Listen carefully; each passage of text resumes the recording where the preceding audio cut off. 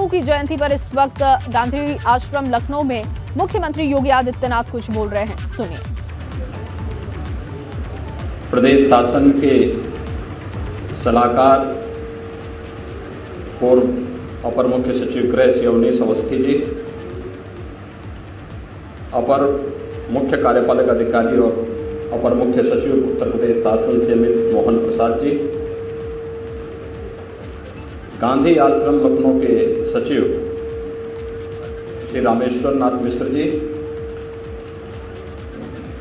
राम नरेश सिंह जी, अरविंद श्रीवास्तव जी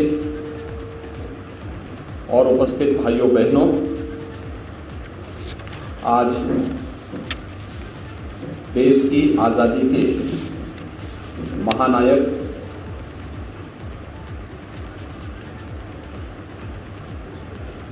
विगत सदी के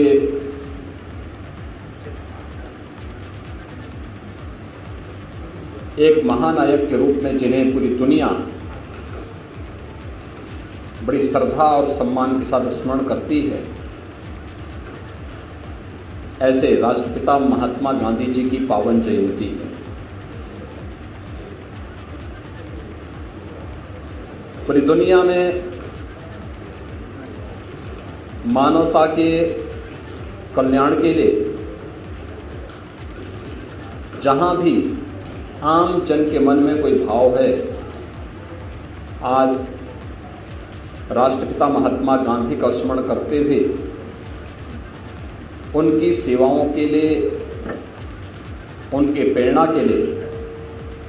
पूरा देश उनका स्मरण कर रहा है, उनका कोटि कोटि नमन कर रहा है। मैं इस अवसर पर बापू के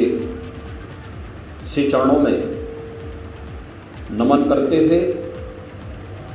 प्रदेशवासियों की ओर से बापू को विनम्र श्रद्धांजलि भी अर्पित करता हूं। मित्रों, हम सब जानते हैं कि सैकड़ों वर्षों की गुलामी से भारत को मुक्त करने के लिए अपनी वकालत की प्रैक्टिस छोड़ करके बापू दक्षिण अफ्रीका से भारत आए और उस समय भारत की परिस्थिति से वह अच्छी तरह वाकिफ भी थे, लेकिन जब उन्होंने इसको देखा तो उन्होंने कुछ मंत्र हमें दिए थे। स्वदेशी है, स्वच्छता है, ग्राम स्वराज है,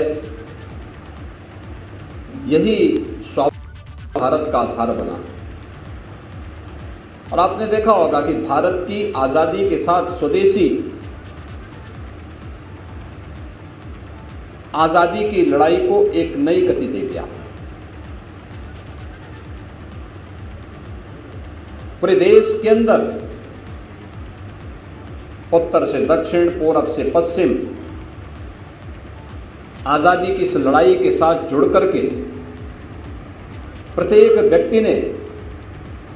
बापू के नेतृत्व में इस लड़ाई को एक नई ऊंचाइयों तक पहुंचाने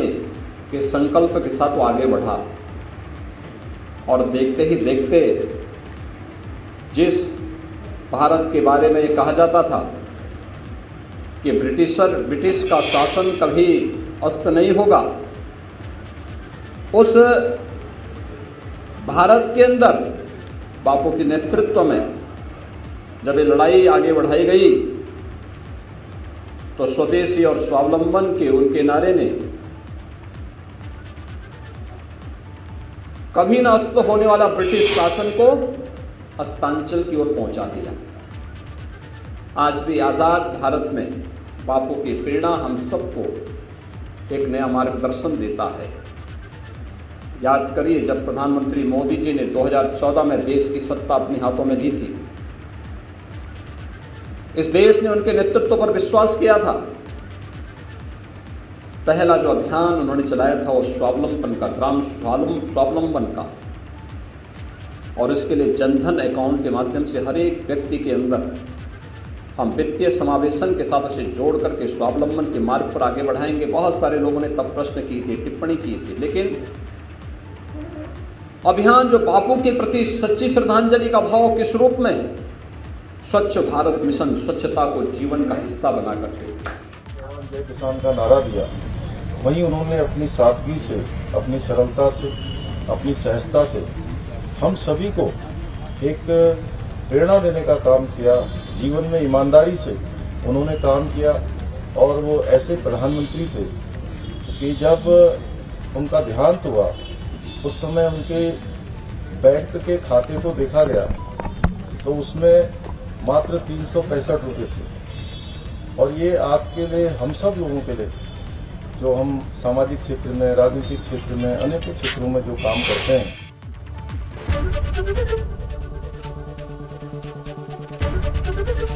एबीपी गंगा, खबर आपकी, जुबान आपकी।